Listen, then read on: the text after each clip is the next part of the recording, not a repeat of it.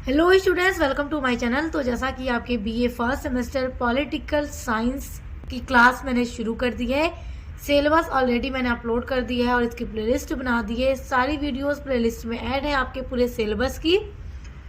तो देखिए, जो आपका यूनिट नंबर 2 है आपके सिलेबस में, वो है संवैधानिक विकास के चरण, संविधान सभा का निर्माण, भारतीय संविधान का दर्शन एवं नागरिकता। ये टॉपिक आपके यूनिट नंबर 2 के हैं। तो यूनिट नंबर 2 पर ऑलरेडी मैंने एक वीडियो अपलोड कर दिया है जिसमें मैंने आपके संवैधानिक विकास के चरण पूरा कंप्लीट करवा दिया है, जिसमें हमने शुरू किया था रेगुलेटिंग एक्ट से पूरा पढ़ना। तो हमने रेगुलेटिंग एक्ट से लेकर इसके बाद जितने भी एक्ट्स ब्रिटिश सरकार द्वारा बनाए गया, जैसा कि आप लोग जानते हैं, हम सभी जानते हैं, हम लोग अंग्रेज़ों के गुलाम थे, अंग्रेज यहाँ पे शासन कर रहे थे। तो उसके बाद किस तरह से संविधान सभा का निर्माण हुआ, आखिर किस तरह से संविधान सभा बनी, हमारा संविधान बना, तो वो सारी चीज़ें हम आज की वीडियो में पूरा डिटेल से पढ़ने वाले हैं। तो चलिए शुरू करते हैं। तो आप पार्ट 1 पढ़ लीजिएगा, उसके आगे का ही ये सारा टॉपिक है। देखिए, संविधान सभा का निर्माण किस तरह से हुआ। तो सबसे पहले जानेंगे हम संविधान सभा की मांग। देखिए, जैसा कि अंग्रेज यहाँ 1600 ईस्वी में आए थे और उन्होंने 1947 ईस्वी में हमारे भारत को छोड़ा। तो हमारा देश, हमारा भारत फाइनली 15 अगस्त 1947 को अंग्रेज़ों की गुलामी से आज़ाद हो गया। हम आज़ाद हो गए 1947 में। तो इतने सालों तक अंग्रेज़ों ने यहाँ पे शासन किया। तो आखिर किस तरह से संविधान सभा बन गई, क्योंकि अंग्रेज़ तो नहीं चाहते थे कि यहाँ पे संविधान सभा बने। तो हम सबसे पहले जानेंगे कि संविधान सभा की मांग किसने की थी, कब की थी। तो देखिए, सबसे पहले संविधान सभा की मांग 1895 ईस्वी में की गई थी। और किसके द्वारा की गई थी, तो बाल गंगाधर तिलक के द्वारा संविधान सभा की मांग की गई थी, क्योंकि इन्होंने कहा कि हमें संविधान सभा चाहिए। तो अब देखिए, यहाँ पे मैं आपको एक और पॉइंट बता दूं कि देखिए, संविधान सभा का निर्माण और संविधान का निर्माण किस तरह हुआ, हम सारी चीजें आज की वीडियो में पढ़ेंगे।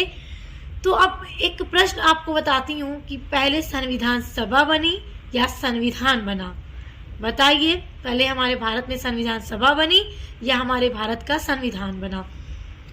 तो सबसे पहले संविधान सभा आई होगी, तभी तो संविधान बना, क्योंकि संविधान सभा के द्वारा ही भारत के संविधान का निर्माण किया गया है।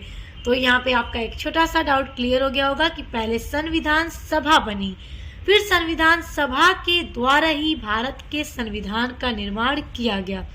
तो देखिए, आपके एग्जाम में जितने भी क्वेश्चन पूछे जाएंगे वो सारे पॉइंट आज की वीडियो में क्लियर होंगे। सब कुछ हम पूरा डिटेल में पढ़ेंगे। संविधान सभा के निर्माण और संविधान से प्रश्न जो भी आपका आएगा वो आपका छूटने वाला नहीं है। तो चलिए देखिए, तो सबसे पहले संविधान सभा की मांग की बाल गंगाधर तिलक ने कि हमें संविधान सभा चाहिए ताकि हम भी अपना संविधान बना सकें। तो बताइए कि क्या बाल गंगाधर तिलक की इस मांग को पूरा किया गया अंग्रेजों के द्वारा? नहीं, क्योंकि अंग्रेज क्यों चाहेंगे कि यहाँ भारतीय लोगों का अपना संविधान सभा बने, फिर ये लोग अपना संविधान बनाए, क्योंकि वो तो भारत पे मजे से शासन कर रहे थे। तो वो ऐसा क्यों चाहेंगे? तो इसलिए उन्होंने बाल गंगाधर तिलक की इस मांग को पूरी तरह से इनकार कर दिया, थोड़ा सा भी ध्यान नहीं दिया। फिर उसके बाद देखिए, 1922 ईस्वी में गांधी जी के द्वारा संविधान सभा की मांग की गई। तो बताइए कि क्या गांधी जी की संविधान सभा की मांग को पूरा किया गया? नहीं, अंग्रेजों ने फिर गांधी जी की मांग को भी इनकार कर दिया। गांधी जी की मांग को भी उन्होंने पूरा नहीं किया, क्योंकि अंग्रेज क्यों चाहेंगे संविधान सभा बने हमारी। फिर उसके बाद देखिए, 1934 ईस्वी में एम.एन. राय ने संविधान सभा की मांग की। तो देखिए, आपको याद रखना है कि बाल गंगाधर तिलक के द्वारा सबसे पहली बार संविधान सभा की मांग की गई थी 1895 ईस्वी में। गांधी जी ने मांग की संविधान सभा की 1922 में और एम.एन. राय जी ने मांग की 1934 ईस्वी में। तो अंग्रेजों ने सभी की मांग को रिजेक्ट कर दिया, नहीं दिया, संविधान सभा बनाने की इजाजत नहीं दी। अब देखिए, तो फिर जब अंग्रेज नहीं चाहते थे कि यहाँ संविधान सभा का निर्माण हो, तो फिर आखिर संविधान सभा का निर्माण किस तरह हुआ, फिर उसके बाद हमारा संविधान बना। तो क्या अंग्रेजों के आगे मजबूरी आ गई थी कि उन्होंने संविधान सभा बनाने की इजाज़त दी। क्या ऐसा हुआ कि फिर हमारे भारत में संविधान सभा का निर्माण हुआ? आइए अब उसके बारे में जानते हैं। मैं बताती हूँ आपको, एकदम ध्यान से एक एक चीज़ को सुनिए और देखिए आप लोग को सबको पता होगा कि 2 विश्व युद्ध हुए हैं, 2 वर्ल्ड वार हुआ है। तो द्वितीय विश्व युद्ध 1939 ईस्वी में शुरू हुआ था और 1945 ईस्वी तक द्वितीय विश्व युद्ध चला था। तो जब द्वितीय विश्व युद्ध चल रहा था तो उसमें जो अंग्रेज थे वो कमज़ोर हो गए थे। तो अब अंग्रेज़ों को भारतीय सैनिकों की सहयोग की ज़रूरत थी द्वितीय विश्व युद्ध को लड़ने के लिए। तो इसलिए अंग्रेज़ों ने भारत में क्रिप्स मिशन भेजा 1942 ईस्वी में। देखिए 1942 ईस्वी में चल रहा था अभी द्वितीय विश्व युद्ध, क्योंकि अंग्रेज़ कमज़ोर हो चुके थे। तो अंग्रेज़ों ने एक मिशन भेजा भारत में 1942 ईस्वी में। उस मिशन का नाम है क्रिप्स मिशन। अंग्रेज़ों ने भेजा ये मिशन सिर्फ इसलिए कि उन्हें भारतीय सैनिकों का सहयोग चाहिए द्वितीय विश्व युद्ध के लिए। तो अंग्रेज़ों ने जब ये मिशन भेजा तो अंग्रेज़ों ने कहा, भारतीय नेताओं से उन्होंने बात की और कहा कि आप हमें भारतीय सैनिक दीजिए द्वितीय विश्व युद्ध के लिए। उसके बाद जब हम विश्व युद्ध में जीत जाएंगे तो हम भारत में संविधान सभा बनाने की इजाज़त दे देंगे। तो अब बताइए कि अगर अंग्रेज जीत जाते द्वितीय विश्व युद्ध में तो क्या वो यहाँ पर हमारे भारत में संविधान सभा बनाने की परमिशन देते? नहीं, कभी नहीं देते, क्योंकि अंग्रेज़ों की शक्ति और ज़्यादा बढ़ जाती। तो फिर वो क्यों चाहते कि भारत में संविधान सभा बने? वो पहले कह रहे थे ना कि अपने सैनिक दे दीजिए द्वितीय युद्ध में, हम जीत जाएंगे तो हम आपको इजाज़त दे देंगे। तो गांधी जी ने क्या कहा कि जाओ यहाँ से, हमें डूबते हुए बैंक का चेक नहीं चाहिए। यानी कि प्रश्न आ जाता है कि जब अंग्रेज़ों ने भारतीय सैनिक की मांग की द्वितीय विश्व युद्ध के लिए तो गांधी जी ने क्या कहा? तो डूबते हुए बैंक का चेक हमें नहीं चाहिए, यानी कि पोस्ट डेटेड चेक हमें नहीं चाहिए। गांधी जी ने इनकार कर दिया, गांधी जी ने नहीं दिया भारतीय सैनिकों को द्वितीय विश्व युद्ध के लिए। और अंग्रेज़ों ने ये भी कहा था कि हम जीत जाएंगे तो संविधान सभा बनाने की अब निर्माण करने का इजाज़त दे देंगे, उसके बाद हम भारत को आज़ाद भी कर देंगे। तो बताइए यदि वो जीत जाते द्वितीय विश्व युद्ध में, उनकी शक्ति और बढ़ जाती, तो वो कभी आज़ाद करते भारत को? नहीं, कभी नहीं करते। तो इसलिए गांधी जी ने साफ साफ इनकार कर दिया कि हमें डूबते हुए बैंक का चेक नहीं चाहिए। मतलब पहले लालच दे रहे हो और फिर जीतने के बाद शक्ति बढ़ जाएगी तो कभी वो संविधान सभा बनाने की इजाज़त नहीं देते। इसलिए भारतीय सैनिकों का सहयोग नहीं दिया गया अंग्रेज़ों के लिए। तो अब आखिर फिर किस तरह से बना संविधान सभा, आइए अब पढ़ते हैं उसको। देखिए तत्कालीन ब्रिटिश प्रधानमंत्री जो थे उनका नाम एटली था। तो एटली के द्वारा भारत में कैबिनेट मिशन भेजा गया 1946 ईस्वी में। तो देखिए जो तत्कालीन ब्रिटिश प्रधानमंत्री थे एटली, तो इन्होंने ब्रिटिश में अपने संसद में खड़े होकर ये घोषणा की कि अब हमें भारत को आज़ाद कर देना चाहिए। ये थोड़ा उदारवादी व्यक्ति थे तो इनको लगा कि अब हमें भारत को आज़ाद कर देना चाहिए। तो इसी कारण उन्होंने 1946 ईस्वी में कैबिनेट मिशन भारत में भेजा और भारत को फिर अपना संविधान बनाने का अवसर प्राप्त हुआ। तो इसी कारण जुलाई 1946 को संविधान सभा का गठन हुआ। तो याद रखिएगा, इस एटली उस टाइम ब्रिटिश के तत्कालीन प्रधानमंत्री थे और इन्होंने कैबिनेट मिशन को भेजा था 1946 ईस्वी में। उसी के बाद ही भारत को अपना संविधान बनाने का अवसर मिला और जुलाई 1946 ईस्वी में संविधान सभा का गठन हुआ। अब देखिए संविधान सभा में कुल सदस्यों की संख्या कितनी थी। अब देखिए संविधान सभा बनने लगी, संविधान सभा का निर्माण होने लगा तो उसमें कुल कितने सदस्यों की संख्या थी, कितने सदस्य थे संविधान सभा में? तो देखिए टोटल थे 389 सदस्य, जिसमें से 292 ब्रिटिश प्रांतों के प्रतिनिधि थे।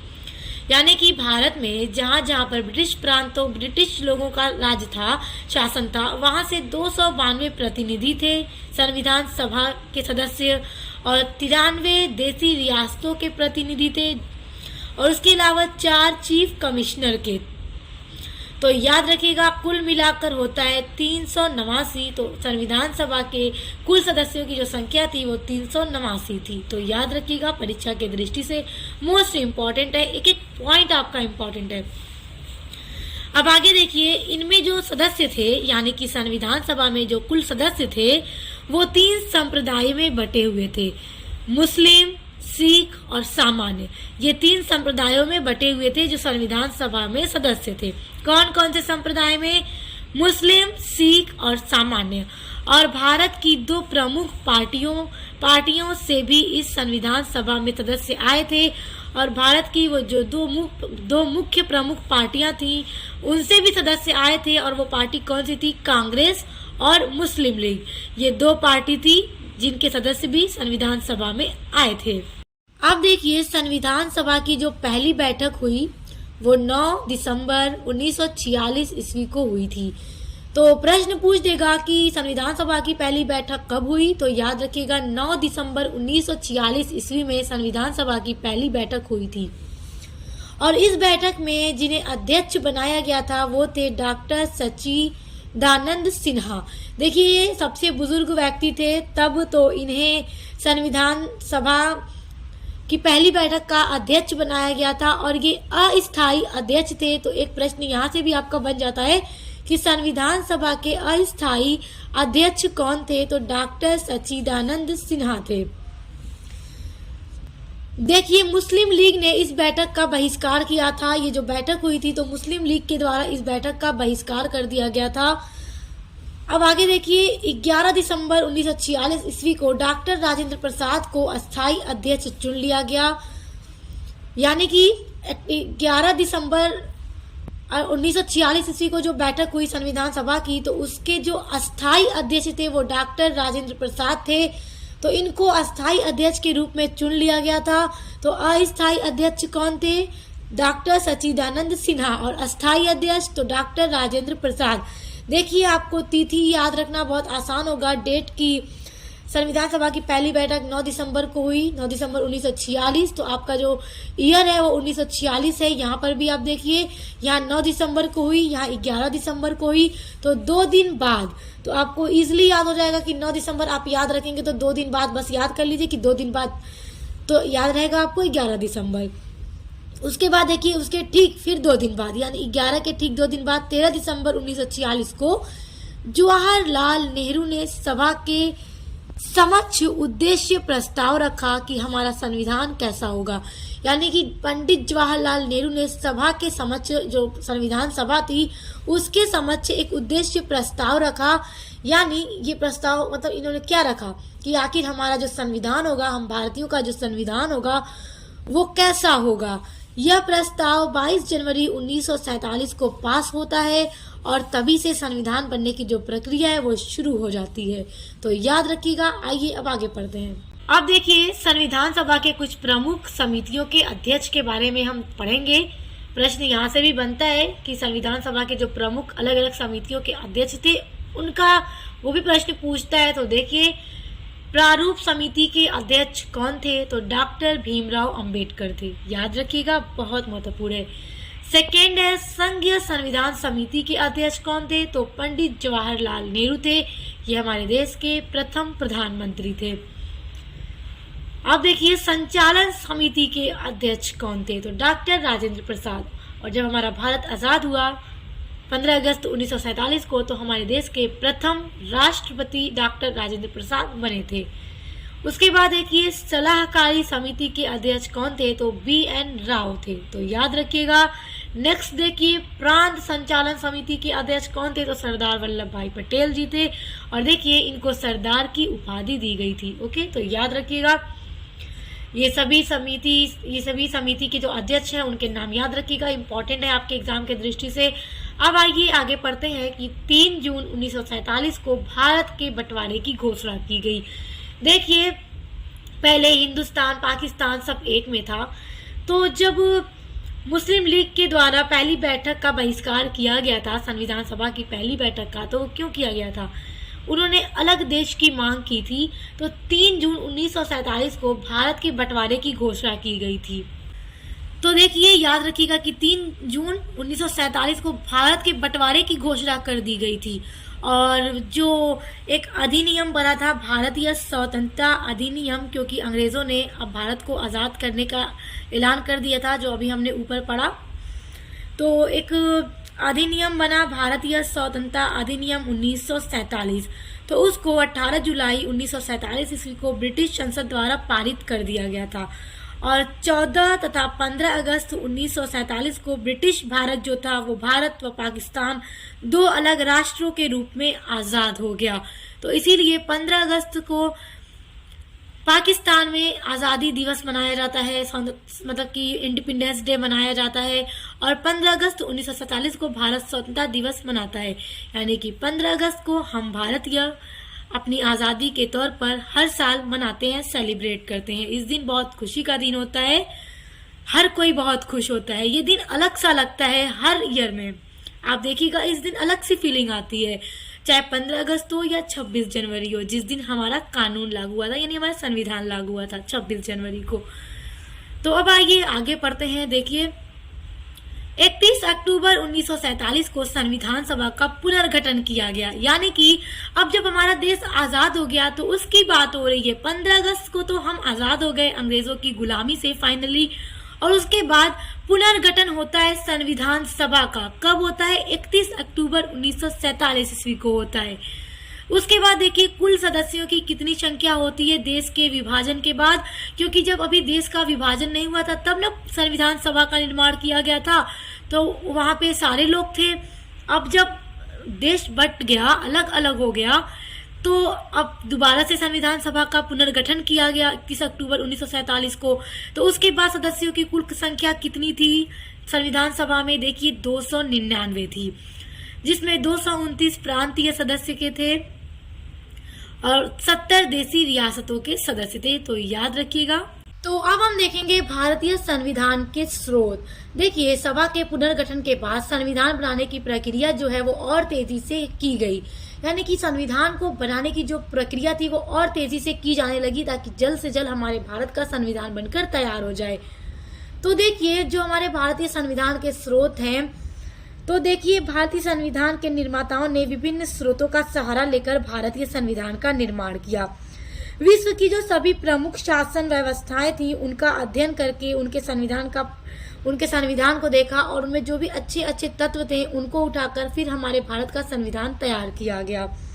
तो आइए हम भारतीय संविधान के कुछ प्रमुख स्रोत को पढ़ते हैं। तो सबसे पहला स्रोत है 1935 का अधिनियम। देखिए, जो ब्रिटिश के द्वारा बनाया गया था, अंग्रेजों के द्वारा बनाया गया था 1935 का भारत शासन अधिनियम, भारत सरकार अधिनियम। उन्होंने भारत में शासन करने के लिए अधिनियम बनाया था, क्योंकि उनका कोई इरादा तो था नहीं हमें आज़ाद करने का, लेकिन फाइनली हमारा देश आज़ाद हो गया। तो जो 1935 का अधिनियम था, जब अभी तक हमारे भारत का संविधान नहीं बनकर तैयार हुआ था, तो 1935 के ही भारत शासन अधिनियम के थ्रू शासन किया गया था। तो देखिए, भारतीय शासन अधिनियम जो 1935 है वो सबसे अधिक प्रभाव भारतीय संविधान पर पड़ा है, क्योंकि 1935 के अधिनियम की लगभग 200 धाराएं ज्यों की त्यों अथवा कुछ शब्दों को ही बदलकर भारतीय संविधान में उनको अपना लिया गया है। तो याद रखिएगा, जैसे कि केंद्र और राज्य के मध्य जो संवैधानिक संबंध है इनको भी भारत 1935 के अधिनियम से लिया गया। केंद्र और राज्यों के मध्य जो शक्ति का विभाजन है वो भी 1935 के अधिनियम से ही लिया गया। विधानमंडलों की जो कार्य प्रणाली है या फिर उनके जो पदाधिकारी हैं इनको भी 1935 के ही अधिनियम से लिया गया। लोक सेवा और राष्ट्रपति की जो आपातकालीन शक्तियां हैं उनकी धाराओं को भी 1935 के अधिनियम से ही लिया गया है। सेकेंड है ब्रिटेन का संविधान। देखिए, ब्रिटेन के संविधान से भी कुछ चीजें ली गई हैं जो हमारे संविधान के निर्माताओं को बेहतर लगी। देखिए, भारतीय संविधान की जो संसदीय प्रणाली है ब्रिटेन के संविधान के द्वारा भी ग्रहण की गई है। ब्रिटेन के समान भारत में भी वास्तविक कार्यपालिका व्यवस्थापिका में निम्न सदन के प्रति उत्तरदायी है। उसके बाद देखिए, तीसरा है अमेरिका का संविधान। अमेरिका के संविधान से भी कुछ चीजें ली गई हैं। क्या चीजें हैं? देखिए, संविधान की प्रस्तावना या फिर देखिए जो भी मौलिक अधिकार है हमारे भारत के संविधान में, जो सर्वोच्च न्यायालय है उसके द्वारा उसको और जो उपराष्ट्रपति का पद है, इन सभी को अमेरिका के संविधान से लेकर भारतीय संविधान में शामिल किया गया है। देखिए, जो संविधान निर्माता थे उन लोगों ने जो अलग अलग देशों के संविधान थे उनका अध्ययन किया, जो चीज़ें हमारे देश के लिए बेहतर थी उन्हीं तत्वों को उठाकर हमारे भारतीय संविधान में उनको लिखा। उसके बाद हम देखेंगे आयरलैंड का संविधान। अब देखिए, आयरलैंड के संविधान से हमारे भारत के संविधान में नीति निर्देशक तत्व जो हैं, हमने उसको भी पढ़ रखा है। नीति निर्देशक तत्व के ऊपर भी वीडियो अपलोड है, उसको भी आयरलैंड के संविधान से लिया गया है। राष्ट्रपति के निर्वाचन हेतु जो पृथक निर्वाचन मंडल का प्रावधान है, उसको भी आयरलैंड के संविधान से लिया गया है। राज्यसभा और विधान परिषद, ये सारी जो चीजें हैं, ये सारी चीजें आयरलैंड के संविधान से ली गई हैं। अब देखिए, 5वें नंबर पर है कनाडा का संविधान। अब देखिए, कनाडा के संविधान से क्या लिया गया, क्या चीजें ग्रहण की गई। देखिए, कनाडा के संविधान में संघ शब्द के लिए फेडरेशन शब्द का प्रयोग किया गया है। तो हमारे भारतीय संविधान में, हमारे भारत के संविधान निर्माताओं ने फेडरेशन शब्द का प्रयोग न करके वहां पर यूनियन शब्द का प्रयोग संघ के लिए किया है। उसके बाद है, देखिए, रूस और चीन का संविधान। तो देखिए, भारतीय संविधान के 42वें संशोधन द्वारा जो मौलिक अधिकार हैं उनके साथ की गई मौलिक कर्तव्यों की व्यवस्था रूस और चीन के संविधान से ली गई है। तो याद रखिएगा, सारी चीजें मोस्ट इम्पॉर्टेंट है। उसके बाद है ऑस्ट्रेलिया का संविधान। देखिए, संविधान की प्रस्तावना के भाव तथा जो भाषा है, समवर्ती सूची, ये सारी जो चीजें हैं वो ऑस्ट्रेलिया के संविधान से मिलती जुलती हैं, तो वहां से इसको ग्रहण किया गया है। उसके बाद है जापान का संविधान। तो जापान के संविधान से देखिए, भारतीय संविधान का जो 21वां संशोधन हुआ उसके द्वारा की गई व्यक्तिगत स्वतंत्रता संबंधी जो व्यवस्था है, व्यवस्था की जो भाषा है वो जापान के संविधान से मिलती जुलती है। तो देखिए, जो चीजें अच्छी लगी हमारे संविधान निर्माताओं को, उन्हीं चीजों को, मिलती जुलती चीजें हमारे भारतीय संविधान में उन्होंने अपनाया। उसके बाद है दक्षिण अफ्रीका का संविधान। तो देखिए, भारतीय संविधान की संशोधन प्रणाली जो है वो दक्षिण अफ्रीका की संशोधन प्रणाली के समान है, क्योंकि दक्षिण अफ्रीका के संविधान में संशोधन की प्रणाली थी, तो इसलिए वहां से ये चीजें थोड़ा मिलती जुलती हैं हमारे भारतीय संविधान में भी जो संशोधन की प्रणाली है। तो ये थे हमारे भारतीय संविधान के स्रोत। आई होप आप इसको समझ गए होंगे। आइए अब आगे पढ़ते हैं।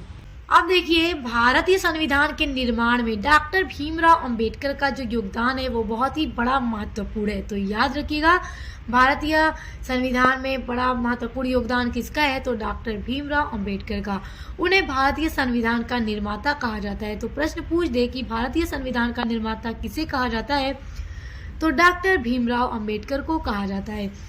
अब देखिए, जो हमारे भारत का संविधान है वो विश्व का सबसे बड़ा लिखित संविधान है। तो याद रखिएगा। अब देखिए, भारतीय संविधान को, हमारे संविधान को बनने में कुल 2 वर्ष 11 माह 18 दिन का समय लगा था। तो इतने समय में बनकर तैयार हो गया था हमारे भारत का संविधान। कितने वर्षों में, 2 वर्ष 11 महीना और 18 दिन में बनकर तैयार हुआ था। और 26 नवंबर 1949 को भारतीय संविधान पूरी तरह से तैयार हो गया। तो भारतीय संविधान पूरी तरह से बनकर कब तैयार हुआ, 26 नवंबर 1949 ईस्वी को। तो इस दिन 26 नवंबर को प्रतिवर्ष संविधान दिवस के रूप में मनाया जाता है। तो संविधान दिवस कब मनाया जाता है, तो 26 नवंबर को, क्योंकि इसी दिन हमारा जो संविधान है वो पूरा बनकर तैयार हो गया था और इसे संविधान सभा द्वारा पारित कर दिया गया था। तो याद रखिएगा। अब देखिए, फाइनली 26 जनवरी 1950 को हमारे भारत में संविधान लागू कर दिया गया और भारत एक गणतंत्र देश बन गया। अब देखिए, जब संविधान बना तो इसमें कुल 22 भाग, 395 अनुच्छेद और 8 अनुसूचियां थीं, लेकिन वर्तमान समय में हमारे संविधान में 448 अनुच्छेद हैं और 12 अनुसूचियां हैं। तो याद रखिएगा, जब संविधान बनकर तैयार हुआ था तो उसमें कुल 22 भाग, 395 अनुच्छेद और 8 अनुसूचियां थी, लेकिन वर्तमान में हमारे संविधान में 448 अनुच्छेद हैं और 12 अनुसूचियां हैं। तो बहुत महत्वपूर्ण है, आपकी परीक्षा के दृष्टि से याद रखिएगा। अब देखिए, संविधान सभा ने 22 जुलाई 1947 को राष्ट्रीय ध्वज को अपनाया। जो हमारा राष्ट्रीय ध्वज है, तिरंगा झंडा हमारा, तो उसको संविधान सभा के द्वारा 22 जुलाई 1947 को अपनाया गया था राष्ट्रीय ध्वज के रूप में। ये सारे महत्वपूर्ण पॉइंट हैं तो याद रखिएगा। उसके बाद देखिए 24 जनवरी 1950 को हमारा राष्ट्रगान अपनाया गया था, जनगण मन अधिनायक जय है, तो उसको 24 जनवरी 1950 को अपनाया गया था। और जो हमारा राष्ट्रीय गीत है वंदे मातरम, उसको 26 जनवरी 1950 को अपनाया गया था, जिस दिन हमारा संविधान लागू हुआ था उसी दिन हमारे राष्ट्रीय गीत को अपनाया गया था। तो आई होप संविधान सभा से लेकर किस तरह से संविधान सभा का निर्माण हुआ, किस तरह से सारी चीजें हुई, किस तरह से हमारा संविधान बना, कहाँ कहाँ से वो लिया गया, उसके स्रोत क्या है, सारी चीजें आपको एक एक चीज बहुत अच्छे से समझ में आ गई है। स्टूडेंट्स, बहुत मेहनत से ये नोट्स मैंने तैयार किया था आप लोगों के लिए, इसके पीछे मेरी काफी मेहनत थी। देखिए, इसके लिए मुझे काफी कमेंट आ रहा था कि मैम जल्दी से ये वीडियो अपलोड कर दीजिए, तो मैंने सोचा कि मैं एक अच्छा सा नोट्स तैयार करूं ताकि आपको हर डाउट क्लियर हो जाए, कहीं पर कोई डाउट ना बचे वीडियो को देखने के बाद। तो काफी इस पे मेहनत थी, तो इसलिए वीडियो को ज्यादा से ज्यादा शेयर किया कीजिए ताकि मेरी मेहनत हर स्टूडेंट्स तक पहुंच सके और हर कोई अच्छे से पढ़ सके, एग्जाम की अच्छे से तैयारी कर सके। तो अब आगे की जो वीडियोस हैं आप उनको प्लेलिस्ट में पढ़ लीजिएगा। प्लेलिस्ट जो है पॉलिटिकल साइंस की आपकी, उसकी लिंक मैं आपको इसी वीडियो के डिस्क्रिप्शन बॉक्स में दे दूंगी, तो आप लोग देख लीजिएगा। इसके अलावा आपके बीए फर्स्ट सेमेस्टर के सभी सब्जेक्ट की क्लास चैनल पे हो रही है, तो चेक कीजिए। मॉडल पेपर भी अपलोड करती हूँ, जब का एग्जाम शुरू होता है तो उसको भी देखा कीजिए चैनल पर विजिट करके। अब मिलते हैं नेक्स्ट वीडियो के साथ।